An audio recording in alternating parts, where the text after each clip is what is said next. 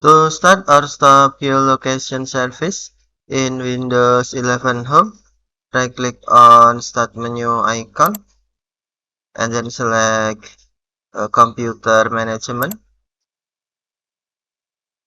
and then click or tap Services and Application drop-down menu. Select Services and then scroll down the screen. Find Geolocation Service. Next, right-click on Geolocation Service. Select Start to Start or select Stop to Stop.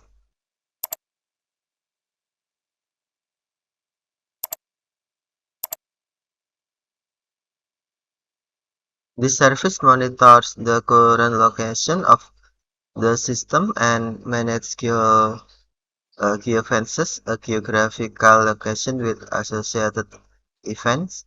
If you turn off the service, applications will be unable to use or receive notifications for geolocation or geofence. Okay, thank you for watching. Have a nice day.